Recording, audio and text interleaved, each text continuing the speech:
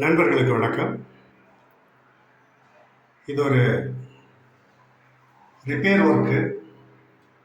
ஒரு western toilet fix பண்ணுறதுக்கு work நடந்துட்டுருக்குது. Western toilet fix பண்ணியாச்சு. பண்ணிவிட்டு அந்த ஃப்ளஷ் டேங்க் மாட்டுறதுக்கு பார்க்கும்போது பார்த்தது அப்படின்னா அந்த இடத்துல hot water line CPVC line ஒன்று கிராஸ் ஆகிருக்கு.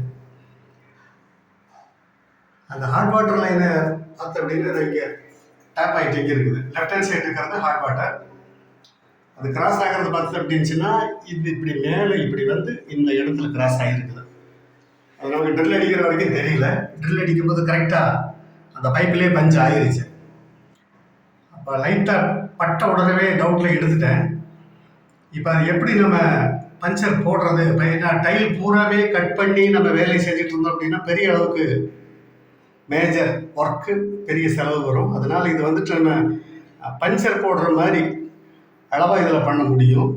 அந்த ப்ரெஷர் எல்லாமே தாராளமாக டேங்க்லேருந்து வரக்கூடிய ஹை ப்ரெஷர் எல்லாமே தாங்கும். இதில் வந்துட்டு சிபிவிசி பைப்பு, 3/4 இன்ச் பைப்பு. இந்த 3/4 இன்ச் பைப்பில் குடஞ்சி எடுத்தாச்சு. பின்னால் பார்த்து அப்படின்னுச்சுன்னா விரல் போகிற அளவுக்கு இதெல்லாமே ரெடி பண்ணி வச்சுருக்கிறேன். ஹோல் பார்த்தீங்கன்னா பாருங்க, இருக்கிற ஹோல் தெரியும். சென்டரில் இருக்குது ஹோலு. லைட்டாக டச் ஆகவே எடுத்துட்டா பின்பக்க ஹோலாக இருந்தாலும் இந்த மெத்தடில் பண்ணிக்கலாம். டைல் பூரா உடச்சி எடுத்து வெட்டி மாற்றணுங்கிற அவசியம் கிடையாது. சரி, இது தெரிஞ்சுக்கிடுமேங்கிறதுக்காக தான் இந்த ஒரு வீடியோ ஒன்று போடுறேன். இப்போ இந்த 3/4 இன்ச்சு சிபிவிசிக்கு சிபிவிசி பிட்டு ஸ்பேர் பிட் ஒன்று நான் கொண்டு வச்சுருக்கிறேன். அதில் பார்த்தீங்கன்னா நமக்கு எந்த அளவுக்கு இப்போ ஒரு பைப்பில் இங்கே சென்டரில் ஒரு பஞ்ச் ஆகிருக்குது அப்படின்னா அதில் இருந்து ஏறக்குறைய அந்த பக்கம் இந்த பக்கம் ஒரு 1/2 இன்ச் இருந்தாலும் போதும், அல்லது ஒவ்வொரு இன்ச்சு சேர்த்து எடுத்துட்டாலும் தப்பில்லை. ஆனால் பைப் அதே சைஸ் பைப் இருந்ததுன்னா தான் நமக்கு ப்ரெஸ்ஸிங் கரெக்டாக இருக்கும். அப்போ அந்தளவு சைஸ் பைப் எடுத்து இதில் ஒரு பீஸே வெட்டி எடுத்துட்டேன் வெளியே. இதை பார்த்தீங்கன்னா தெரியும், ஒரு பீஸே சைடில் வெட்டி எடுத்தாச்சு. அந்த பிட்டு இந்த அளவுக்கு பிட்டு வெளியே நம்ம எடுக்கணும். இப்படி இதோட இன்னொரு பீஸ் இருக்குது. இந்த அளவுக்கு நம்ம பீஸ் வெளியே எடுத்தோம்னா தான் நமக்கு வந்துட்டு மறுபடியும் இந்த பைப்பை வந்து அந்த பஞ்சா மேலே இந்த இடம் பஞ்சா இருக்குது அப்படின்னா இந்த பஞ்சா இருக்கிற இடத்துல இப்போ இந்த இடம் பஞ்சா இருக்குன்னு வச்சுக்கலாம். இந்த இடத்துல பஞ்சா இருக்குது அப்படின்னா இந்த பஞ்சா இருக்கிற இடத்துல எமரி பேப்பர் போட்டு நல்லா இங்கிருந்து இது வரைக்கும் எமரி பேப்பர் போட்டு நல்லா தேய்க்கணும். அது எல்லாமே அதில் தேய்ச்சி வச்சிருக்கிறேன். இதுக்குள்ளேயே எமரி பேப்பர் போட்டு தேய்ச்சிடணும். தேய்ச்சி முடிச்சுட்டு பேஸ்ட்டு இதுக்குள்ளேயும் சிபிவிசி பேஸ்ட்டு இதுக்குள்ளேயும் அப்ளை பண்ணணும். சிபிவிசி பேஸ்ட்டு தான் சொல்கிறேன். இதுக்குள்ளேயும் கம்ப்ளீட்டாக அப்ளை பண்ணணும். எமரி பேப்பர் போட்டு தேய்க்கும் போது நல்லா சொரசொரப்பாயிடும். இதுலேயும் எமரி பேப்பர் போட்டு மேக்ஸிமம் தேய்ச்சிடணும். இதுலேருந்து இந்த பக்கமும் தேய்ச்சிடணும். தேய்ச்சிட்டு இதையும் தேய்ச்சிட்டு இது பாருங்களா, இந்த பைப்பை இப்படி வச்சு கரெக்டாக அந்த சென்டர் எப்படி இருக்குன்னு பார்த்து வச்சுட்டு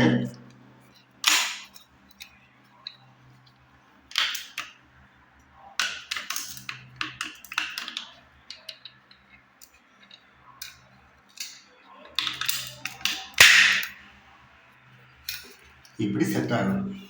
அது வீடியோ கையில் நான் செல்ஃபோன் பிடிச்சிட்டு இருக்கிறதுனால உங்களுக்கு இது பேலன்ஸ் கொடுக்க முடியல. பார்த்தீங்களா, இப்படி உள்ள இறங்கணும். இப்படி இறங்கிருச்சு அப்படின்னா கரெக்டாக அந்த சென்டருக்கு நம்ம தள்ளி கொடுத்து கரெக்ட் பண்ணிவிட்டு, ஆனால் பேஸ்ட்டு போட்டுடணும். பேக் சைடு இப்படி வந்தால் பரவாயில்ல. இது பேக் சைடு. நமக்கு ஃப்ரண்ட்டில் இருக்கிற ஹோல்ஸ் இங்கே தானே வருது. இந்த ஹோல்ஸ் நேருக்கு அது அப்படியே நல்லா கவர் ஆகி கொடுத்துக்கும். பேஸ்ட்டு நல்லா பிடிச்சிருச்சுனாவே ஆட்டோமேட்டிக்காக செட் ஆகிடும். இதுக்கு மேலே ஒரு கம்பியை போட்டு எதுக்கும் நம்ம கட்டிக்கலாம், லூஸ் ஆக வேண்டாம். டைட்டாக ஒரு கட்டு 18 kg கம்பி இல்லை அப்படின்னுச்சுன்னா இந்த எம்எஸ் கம்பின்னு சொல்லுவோம் இல்லைங்களா, கட்டு கம்பின்னு சொல்லுவோம் இல்லையா, இந்த கம்பியை வச்சு அந்த ஹோல்ஸ்குள்ளே ஏற்கனவே ஆல்ரெடி கம்பியை உள்ளே வச்சிடணும். நான் வச்சிருக்கிறேன். உங்களுக்கு பாருங்க, இந்த மாதிரி வரணும். இப்படி டைட்டாக வந்துருச்சு அப்படின்னா பேஸ்ட் எல்லாம் போட்டு கொண்டு வந்துட்டா லீக்கேஜ் அரெஸ்ட் ஆகிடும். அது இப்போ சமயத்தில் பேஸ்ட்டை போட்டுட்டு காட்டுறேன் இல்லைங்களா. இப்போ இந்த அளவுக்கு அதான் இப்போ இதுக்குள்ளே கரெக்டாக நமக்கு செட் ஆகிற அளவுக்கு கரெக்டாக நம்ம ரெடி பண்ணி வச்சுக்கணும். இதுக்குள்ளே கரெக்டாக வந்துடும். இந்த ஹோல்ஸுக்கு தகுந்த மாதிரி வந்துடும். சைடில் பார்த்தீங்க அப்படின்னுச்சுன்னா கட்டு கம்பி தள்ளி வச்சுருக்கிறேன். இதை பார்த்தீங்கன்னா தெரியும், ஒரு கம்பி ஏற்கனவே நம்ம அதில் ரெடி பண்ணி வச்சுட்டேன். அப்போ ஹோல்ஸ் போட்டு அந்த இதில் பைப்பை வச்சு ப்ரெஸ் பண்ணி முடிச்சோன்னு அந்த கம்பி இழுத்து நம்ம கட்டிக்கலாம். கட்டலைனாலும் பிரச்சனை கிடையாது. ஆனாலும் கட்டிட்டோம் அப்படின்னுச்சுன்னா அந்த grip இன்னும் கொஞ்சம் நல்லா கிடச்சிக்கும். அதனால இப்போ அந்த மாதிரி பண்ண போகிறோம். இப்போ பேஸ்ட் போடுவோம்.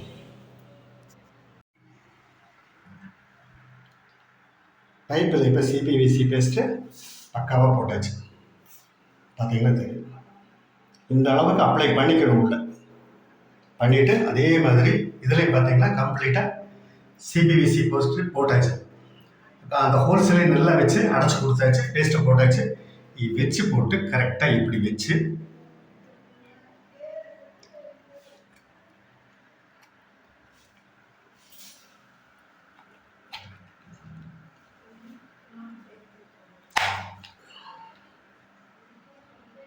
பார்த்தீங்கன்னா தெரியும். ப்ரெஸ்ஸிங் ஆயிடுச்சு. கரெக்டாக சென்டரில் வர மாதிரி அதை நம்ம கரெக்ட் பண்ணிக்க வேணும். பண்ணிவிட்டு அந்த கம்பியை வச்சு நல்லா டைட்டாக கட்டிட வேண்டும். இந்த அளவுக்கு டைட் வந்துருச்சுனாலே ஆட்டோமேட்டிக்காக உங்களுக்கு லீக்கேஜ் அரெஸ்ட் ஆயிரும். ரெண்டு பக்கமே நல்லா பேஸ்ட் பாருங்கள். எல்லா பக்கமே பேஸ்ட் ஆகி கிடக்குது. இதுலேயும் நல்லா பேஸ்ட் ஆகிருக்கு. இதுலேயே கம்ப்ளீட்டாக அரெஸ்ட் ஆயிரும்.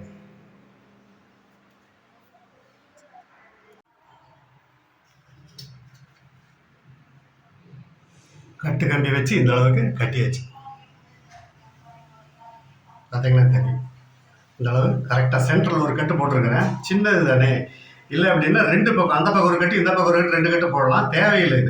இது ஒரு கட்டு இருந்துட்டாவே போதும். சின்ன ஒரு பஞ்சு தானே இருக்குது. ஹீட்டர் இருக்கிற வால்வை க்ளோஸ் பண்ணி வாட்டர் சப்ளை நிறுத்திட்டு பண்ணால் தான் இந்த கசிவு ஈரம் இல்லாமல் இருக்கும்போது நம்ம வேலையை செஞ்சோன்னா தான் ஒர்க்கு நீட்டாக இருக்கும். அதுங்க ஈரம் இருந்தது அப்படின்னுச்சுன்னா செய்கிற ஒர்க்கு வந்துட்டு வேஸ்ட் ஆயிரும். அதனால ஈரம் அங்கே இருக்கக்கூடாது.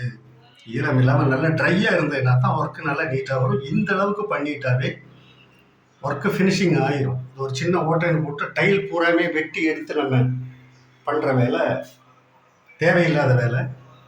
இப்படி பண்ணிவிட்டு நீ வந்துட்டு கரெக்டாக ஒன்று டைல் பீஸ் இருந்ததுன்னா டைல் பீஸ் வைக்கலாம். இல்லை அப்படின்னா கரெக்டாக அந்த கலரில் ஒயிட் சிமெண்ட் வச்சுட்டு ஐவரி, இது ஐவரி டைல், இது ஐவரி பவுடர் மிக்சிங் பண்ணி ஃபினிஷிங் பண்ணிட்டாலும் போதும்.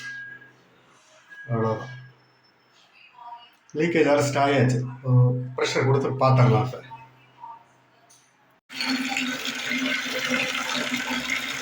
ஹாட் வாட்டர் பாயிட்டு தண்ணி வந்துட்டு இருக்குது.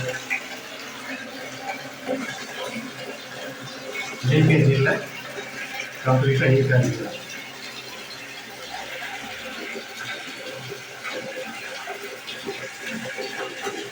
பக்காவாக அரெஸ்ட் ஆகிடுது.